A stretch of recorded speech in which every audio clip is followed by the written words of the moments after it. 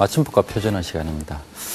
여러분들 지난 시간에 띄어쓰기를 공부를 하면서 제가 우리나라의 예를 들어서 국어의 띄어쓰기가 왜 어려운지 그 설명을 드렸었고요. 그 다음에 의존명사의 띄어쓰기에 대해서 중점적으로 말씀을 드렸습니다. 이번 시간에도 지난 시간에 이어서 구체적인 용례를 중심으로 해서 띄어쓰기 문제를 공부를 할 텐데요.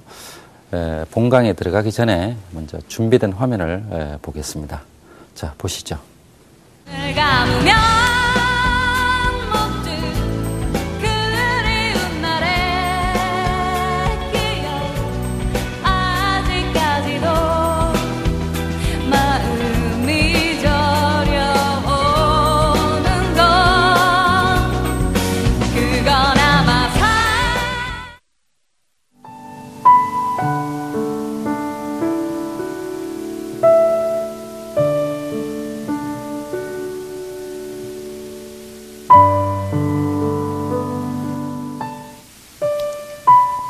전라남도 담양군에서 유명한 갈대숲에서 들리는 바람소리입니다.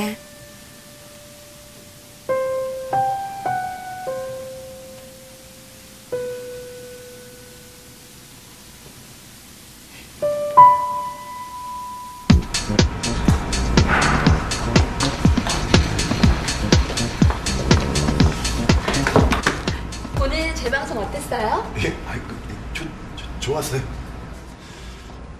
근데 제가 정말로 궁금한 게 한 가지 있는데. 뭔데요? 편안하게 물어보세요. 응? 제 전화번호 알려달라고요? 아니요, 그게 아니고요. 저기 붙어있는 종이를 좀 보세요. 네? 마음대로 사용하세요의 대로는 붙였었는데 왜 보이는 대로 치워주세요의 대로는 띄어쓴 걸까요? 왜 저걸 나한테 물어봐요? 그럼 지금 제 전화번호는 궁금하지 않다는 거예요? 네, 전혀 안 궁금한데요. 그럼 이런 문제는 누구한테 물어봐야 하나? 왜 그걸 아직도 모르세요? 언제나 우리의 이런 궁금증을 친절하게 해결해 주시는 분이 계시잖아요. 아하! 그래요. 고성환 교수님. 맞다, 고성환 교수님. 교수님, 오늘도 부탁드릴게요. 마음대로의 대로와 보이는 대로의 대로. 왜 띄어쓰기가 다른 걸까요? 가르쳐주세요. 네, 이번에도 부탁드리겠습니다.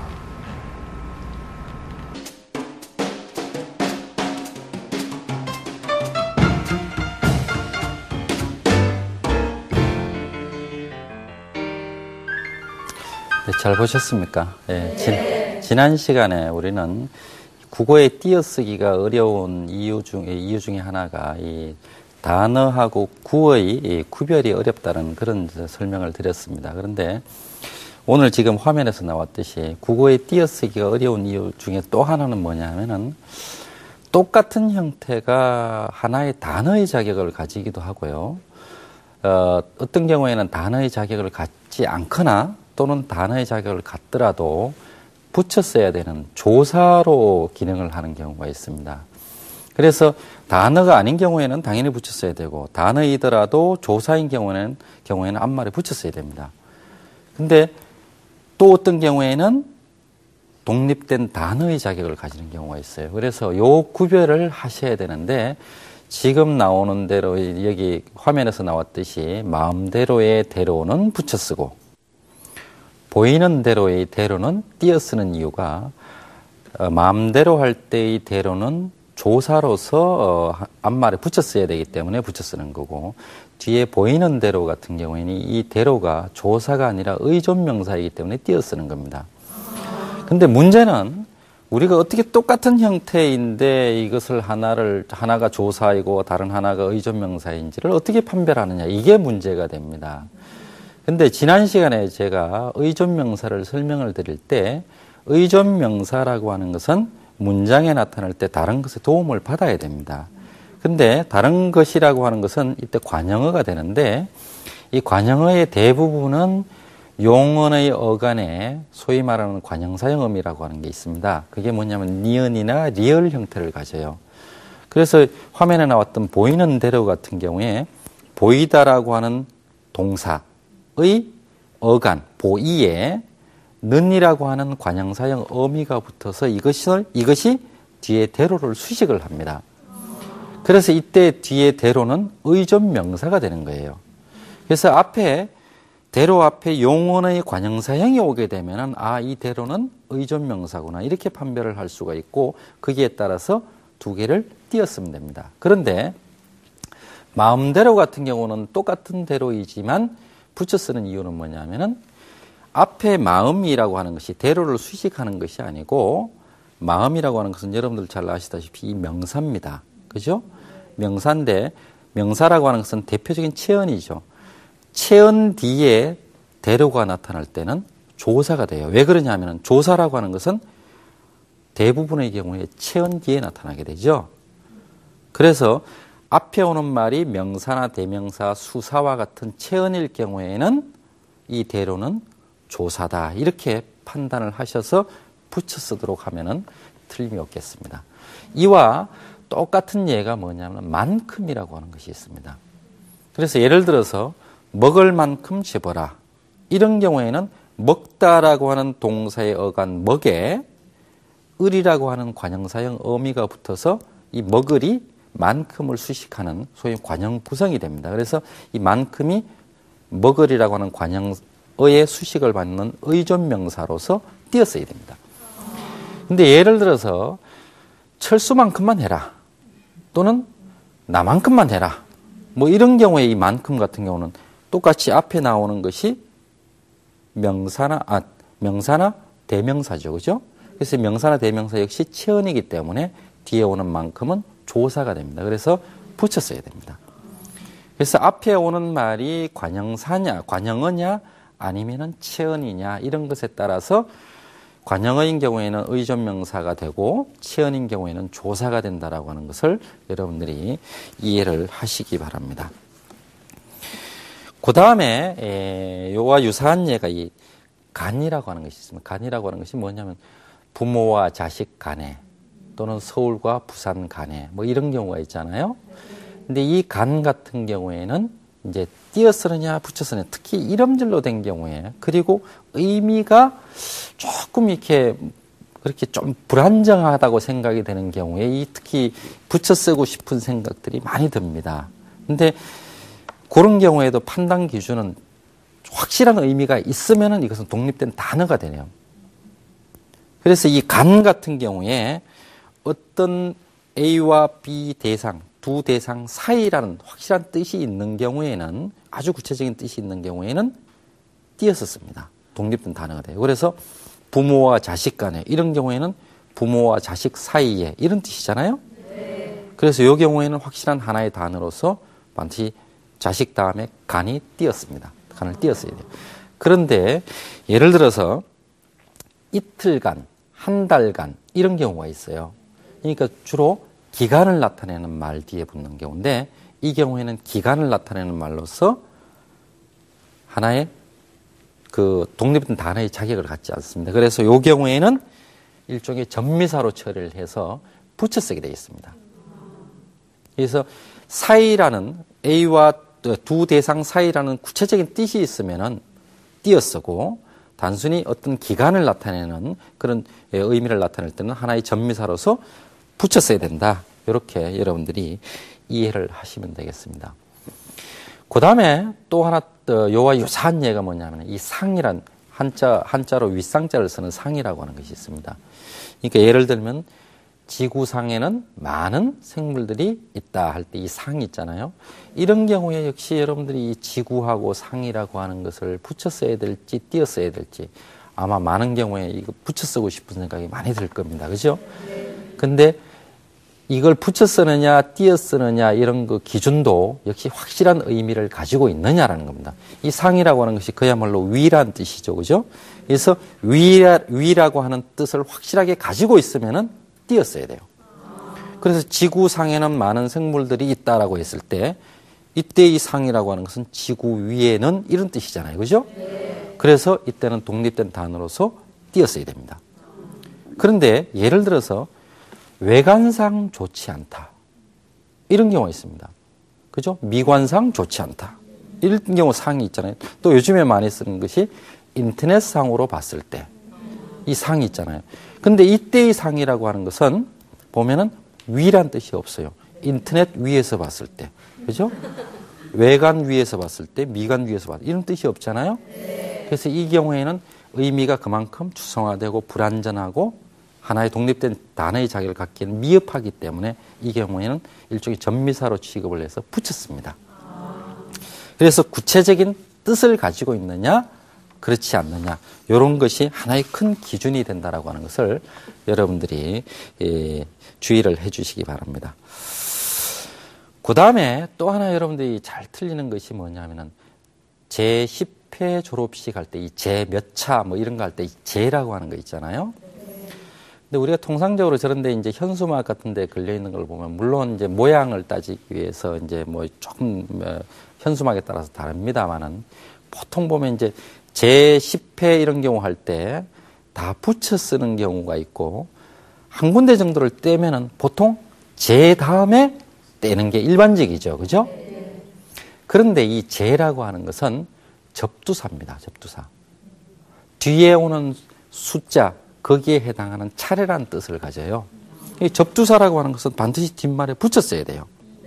우리가 뭐 군소리, 시부모할 때 이 시라든지 군이라든지 이런 것들을 접두사라 그러거든요. 그런 건 반드시 붙여 쓰잖아요. 그거와 마찬가지로 이 제라고 하는 것도 접두사이기 때문에 반드시 뒤에 오는 말과 붙였어야 됩니다. 그래서 한 군데 만약에 뗀다 그러면 제10회 했을 때 제와 10은 붙여 쓰고 그 다음은 뗄 수가 있어요. 왜냐? 이 회라고 하는 것은 그야말로 의존명사이기 때문에 뗄 수가 있습니다. 그 다음 우리가 제2차 세계대전 할 때 이걸 한 군데 붙이게 되면은 제와 2를 붙여야지 제는 떼고 2차를 붙인다든가 이렇게 하시면 안 됩니다. 제라고 하는 것은 접두사라고 하는 것을 여러분들이 기억을 해 두시기 바랍니다. 그 다음에 지난 시간에 이 성과 이름 이게 붙여 쓰도록 만들었다라는 그런 설명을 드렸잖아요. 그런데 이제 뒤에 이제 사람 이름을 직접 부르는 경우도 있습니다만 뒤에 보통 우리가 흔히 쓸 때는 이 호칭어를 붙이죠. 김철수 선생님, 김철수 박사님 이런 경우 호칭어를 뒤에 붙이게 됩니다. 그러면 이때 호칭어를 붙일 때 이걸 어떻게 하느냐? 김철수 선생님, 김철수 박사님 이런 경우에는 상식적으로 생각을 해도 김철수하고 박사님, 선생님은 떼야 된다라고 하는 것은 쉽게 이해가 되실 겁니다. 그래서 이 뒤에는 호칭어로서 별개의 단어가 되고 그래서 띄었어야 됩니다. 그런데 우리가 혼동을 일으키는 경우가 뭐냐면은 성 다음에 뒤에 특히 이름절로 된 호칭어를 붙이는 경우예요. 뭐 김 박사님 또는 김 박사, 김 선생 여기서 나아가서 김양, 김군 또는 김씨 이런 경우 있잖아요. 그러면 이게 성도 한 글자고 뒤에 오는 호칭어도 한 글자니까 자꾸 붙여 쓰고 싶은 그런 생각이 듭니다. 그러나 이 뒤에 한 글자가 오고 씨라든지 양이라든지 군이라든지 한 글자라고 하더라도 이거는 호칭어이기 때문에 반드시 띄었어야 됩니다. 요즘에 우리가 많이 쓰는 님이라는 호칭어가 있잖아요. 뭐 김철수님 뭐 이런 경우 이 님도 똑같은 논리입니다. 그래서 당연히 떼서 써야 되죠. 호칭어의 범주에 들기 때문에. 근데 이런 경우가 있어요. 예전 우리 이제 위인들 얘기를 할 때 호로 얘기를 하는 경우가 있잖아요. 그래서 이율곡 선생, 그다음에 이충무공 이런 경우가 있잖아요. 그럴 경우에 충무공이라든지 이율곡은 성과 어떻게 되느냐? 호라고 하는 것은 일종의 별칭입니다. 하나의 이름이에요. 그래서 이순신을 붙여 쓰듯이 이충무공도 붙여 쓰고 이율곡도 붙여 씁니다. 근데 호를 앞세우게 되면 충무공, 이순신 이런 경우에는 당연히 떼서 써야 되겠죠. 그렇죠? 율곡, 이 이런 것도 떼서 씁니다. 그건 참고적으로 여러분들이 알아두시고요. 근데 같은 씨가 붙더라도 이런 경우가 있습니다. 저 사람은 김씨야, 김씨입니다. 이런 경우에 그러면 이 씨, 김하고 씨를 떼느냐? 이 경우는 붙입니다. 이 경우는 씨라고 하는 것이 호칭어가 아니고 그 성 자체를 가리킵니다. 그래서 요거는 하나 주의를 하셔야 됩니다. 그 다음에 외래어의 띄어쓰기를 제가 몇 가지만 말씀을 드리겠습니다. 외래어 전체를 말씀을 드릴 수는 없고요. 아주 특징적인 거 한 2가지 정도만 제가 말씀을 드리겠습니다. 이 외래어라고 하는 것도 이제 외국에서 들어오긴 했습니다만 우리나라 단어이기 때문에 기본적으로 우리나라 띄어쓰기 규칙을 따라야 됩니다만은 원어라는 것이 있기 때문에 기본 원칙상으로는 사실은 원어를 따르는 것이 더 맞습니다. 근데 보통 외래어가 들어오면서 2개, 3개의 단어였던 것이 들어오면서 문제는 뭐냐면 우리나라에서는 사람들이 하나의 단어로 인식을 한다는 문제가 있어요. 그래서 예를 들면은 아이스크림 같은 경우에 여러분들 이게 보통 사람들도 일반 사람들도 이 아이스하고 크림 2개의 영어 단어가 결합을 한 것이다. 이런 거 잘 아시죠? 근데 그걸 그 2 단어라고 하는 것을 생각을 하게 되면 아이스하고 크림이라고 하는 것을 띄었어야 될 것이라고 생각이 되는데 우리나라에서는 붙였습니다. 왜냐하면은 2개의 단어라는 인식을 우리가 하지 않습니다. 그렇죠? 하나의 단어, 아이스크림 그러면 뭐 아이들이 좋아하는 거 이렇게 인식을 하거든요. 그래서 통째로 인식을 하기 때문에 붙여 쓰는 것이 관용을 따르는 것이고 그게 일반적입니다. 그래서 여러분들이 아시는 모든 외래어는 일단 붙여 쓴다 이렇게 생각하시면 돼요. 그래서 더치페이 같은 경우도 이제 비용을 각자 부담하는 거잖아요. 근데 원어는 2개의 단어가 되어 있지만 우리는 더치페이를 비용을 각자 부담하는 것 이렇게 인식을 한단 말이에요. 이해를 하고 있기 때문에 이것은 붙여 쓰는 거예요. 그 다음에 마지막으로 제가 하나를 말씀드리면은 이런 경우가 있습니다. 뭐 강이라든지 산이라든지 이런 게 외래어, 외국어에 붙는 경우가 있어요. 몽블랑산, 리오그란데 강 이런 경우가 있죠. 근데 이 강이라든지 산이라든지 이런 것들은 지명인데 지명이 외국 원어에 붙을 때는 띄었습니다. 그래서 리오그란데하고 강하고 띄어쓰고 몽블랑하고 산하고 띄었어야 된다. 지명이 아닌 경우에는 붙였습니다. 그래서 지명이냐 아니냐라고 하는 것이 중요한 기준이 돼요. 그래서 이슬람교 같은 경우는 교가 지명이 아니잖아요. 그래서 이슬람하고 교는 붙였습니다. 그래서 요 지명이냐 아니냐라고 하는 것을 기준으로 해서 붙여 쓰느냐 띄어 쓰느냐 하는 것이 결정이 된다라고 하는 것을 여러분들이 기억을 해 두시기 바랍니다. 오늘 본 강의는 이 정도로 마치겠고요. 다음 순서는 역시 생활 속 우리말입니다. 자, 보시죠.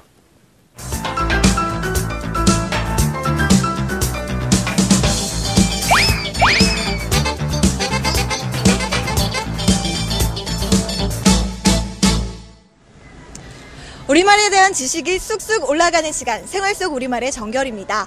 오늘은 조선시대에는 최고 행정기관을 뜻하는 단어이면서 지금은 수도권의 새로운 중심도시로 떠오르고 있는 의정부에 찾아왔습니다. 의정부 시민 여러분의 우리말 실력은 과연 어떨까요? 알아보기 전에 소개해드릴 분이 있죠. 국립국어연구원의 박용찬 학예연구관 모셨습니다. 네. 안녕하세요. 네, 안녕하세요. 예. 네, 그럼 생활 속 우리말 첫 번째 단어 알아보겠습니다.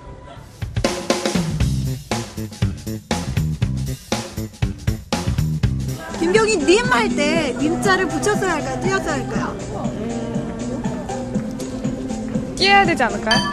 왜 띄어야 한다고 생각하세요? 그냥 보기에요. 이게 많이 봤던 것 같아요. 띄어쓰는 게 맞네. 편지 봉투 같은 데도요. 그런 거 쓸 때 보면 다 띄어서 쓰던데. 이름 같은 거. 별님이나 달님이나 아버님 같은 경우는 그 단어 하나에 그 단어를 설명하는 그런 뜻이 있는 거고, 이런 거는 이 존칭을 따로 쓰는 거니까, 그래서 이거는 띄었어야 되고 그 단어들은 붙였어야 된다고. 붙였어야 돼요. 왜 그렇게 생각하세요? 그렇게 본 것 같아요. 김명선 띄어서 님. 띄어쓰는 게 맞습니다. 홍길동 붙여서 님. 님이 의존명사여서 님을 띄었어야 됩니다. 지금 홍길동님은 이름하고 님하고 다른 거니까 띄어쓰고, 아버님은 한 낱말이라서 붙여 쓰는 거 아니에요? 네, 이름 뒤에 님자를 붙일 때 어떻게 써야 하는지 띄어쓰기를 묻는 질문이었습니다. 이에 대해 시민 여러분은 홍길동님 다 붙인다 10명, 홍길동 띄고 님 40명으로 띄어쓰는 것을 더 많이 선택하셨습니다. 네, 사람 이름 뒤에 붙는 님은 붙였어야 맞나요? 띄었어야 맞나요?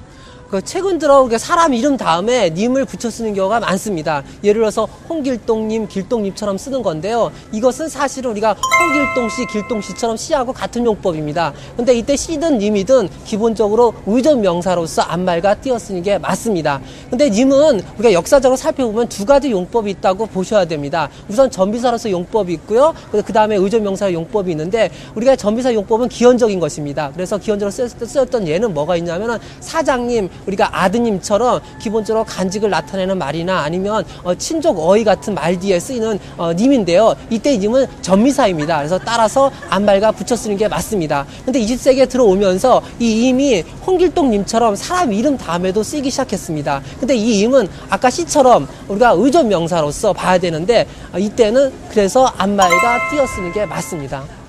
아, 그렇군요. 이제 다음 문제 알아보겠습니다. 이걸 먹을까 저걸 먹을까, 이걸로 할까 저걸로 할까, 고민이 많은 나이. 하지만 결정은 확실하게. 변덕이 죽 끓듯 돼서는 안 되겠죠. 그럼 여기서 질문입니다. 저는 그냥 러브미 주세요. 변덕이 죽 끓듯 하다의 띄어쓰기 어떻게 해야 할까요? 어떠세요? 남자친구분이 변덕이 좀 심하신가요? 제가 더 심하네요. 아, 여자분이 심하세요? 자, 그러면 변덕이 죽 끓듯 하다 할 때 어떻게 띄어 쓰는 게 맞을까요? 붙여서 써야 합니다. 왜요? 이게 더, 그러니까 끌 듯 하다보다 네. 이게 이제 붙여 써야 안 어색하고. 끌뜻과 하다를 붙였어야 할 것 같아요. 왜요? 그러니까 끌뜻과 하다를 띄었으면은 연결도 안 되고, 그러니까 하나가 이쪽 보면은 동사니까 하다라는 뜻으로 해야 돼, 붙여서 해야지 말이 될 것 같은데. 끌듯 하다 할 때 붙여 쓰는 게 맞아요. 끌듯 붙여서 하다예요. 변덕이 죽 끌듯 띄고 하다. 끌듯 띄고 하다. 끌뜻 띄어서 하다. 끌듯 띄어서 하다요. 변덕이 죽 끌듯 띄고 하다.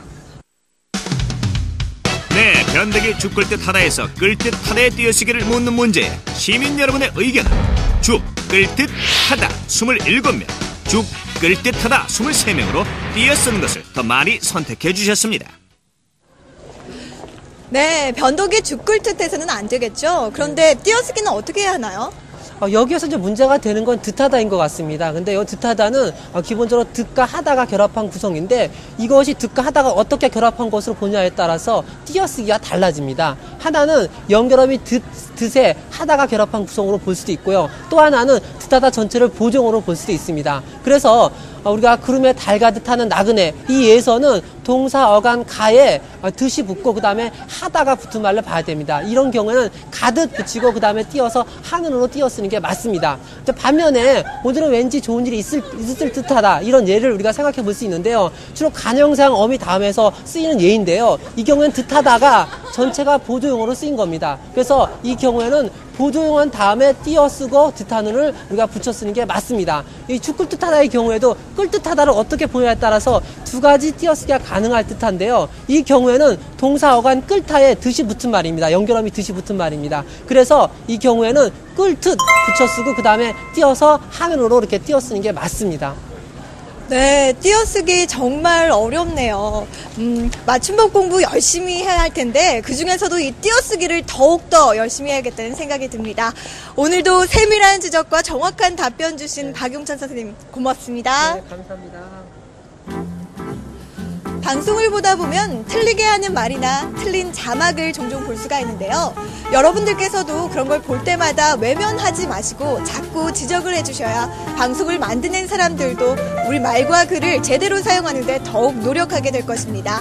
우리 모두가 우리말 지킴이가 되었으면 좋겠습니다. 저는 다음 주에 다시 찾아뵙겠습니다. 안녕히 계세요.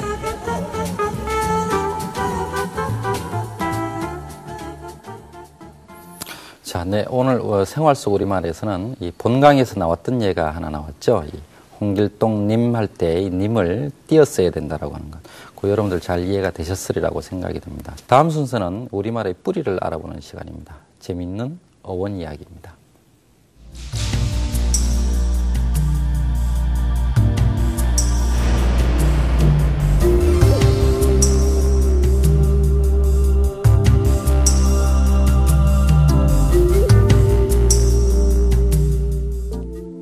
우리나라 게다가 물고기 이름 가운데는 치가 붙은 것이 유난히 많습니다. 흔히 먹는 생선으로 갈치, 꽁치, 멸치 등이 있고 그 밖에도 준치, 가물치, 넙치, 암치, 수치 등이 있는데요. 청어, 민어 등과 같은 한자어 물고기 이름에 고기 어자가 흔히 붙어있는 것을 생각해보면 갈치 등에 붙은 치가 물고기를 뜻하는 순우리말이라는 것을 쉽게 짐작할 수 있을 것입니다. 그런데 치가 붙은 이름을 가진 물고기들을 가만히 살펴보면 이것들이 단순히 물고기라는 것 이상의 공통점이 있는 것을 알 수 있습니다. 바로 전부 비늘을 가지지 않는 물고기라는 것입니다. 따라서 치는 단순히 물고기가 아니라 비늘이 없는 물고기를 뜻하는 순우리말 전미사라고 할 수 있겠습니다. 치가 물고기라는 것을 뜻한다면 치가 붙은 물고기 이름의 나머지 부분도 각각 나름의 의미를 가지고 있을 것이라고 짐작할 수 있습니다. 예를 들어 갈치의 갈이나 가물치의 가물 등이 고유한 의미를 가지고 있다는 것입니다. 어원이 확인되는 몇 가지를 살펴보면 갈치의 갈은 현대어 칼의 옛말이니까 갈치는 칼처럼 생긴 물고기라는 뜻입니다. 가물치의 가물은 현대어 검따의 옛말 감따에서 만들어진 말로 감따의 어간 감에 관형사형 음이 을이 연결되고 이 말이 모양이 바뀌어서 가물치가 되었습니다. 따라서 가물치는 검은색을 가진 물고기 정도의 뜻을 가진 말이라고 할 수 있습니다. 넙치는 현대어 넓다의 옛말 넓다의 어간에 전미사 치가 붙어서 만들어진 말이니까 넓적한 모양의 물고기 정도의 뜻을 가진 말이라고 할 수 있습니다. 순우리말인 넙치를 한자어로는 넓을 광자를 써서 광어라고 하는데 넙치를 그대로 한자로 옮긴 것입니다. 암치와 수치는 각각 배를 갈라 소금에 절여 말린 민어의 암컷과 수컷을 가리키는 말이므로 단어의 뜻만 안다면 암과 수의 의미가 쉽게 확인되는 예입니다. 어원을 확인하기 어려운 예도 있는데 꽁치와 멸치가 그런 예입니다. 정약용의 아흔각비에 꽁치는 아가미 근처에 침을 놓은 자리 같은 구멍이 있어서 구멍 공자를 쓴 공치에서 유래한 말이라는 설명이 있습니다만 치가 붙은 물고기 이름이 순우리말이라는 점을 고려할 때 그대로 믿기는 어렵습니다. 멸치의 경우에 한자어로 멸어라고 하는 것이 참고가 되기는 하지만 그 어원을 전혀 알 수가 없습니다. 네, 오늘 재밌는 어원 이야기에서는 우리가 흔히 먹는 이 갈치라든지 그런 생선 이름에 붙는 치에 대해서 알아봤습니다. 이 치라고 하는 것이 비늘이 없는 생선을 가리킨다라고 하는 것. 여러분들 잘 이해되셨죠? 네. 자, 오늘 강의는 이것으로 마치도록 하겠습니다. 안녕히 계십시오.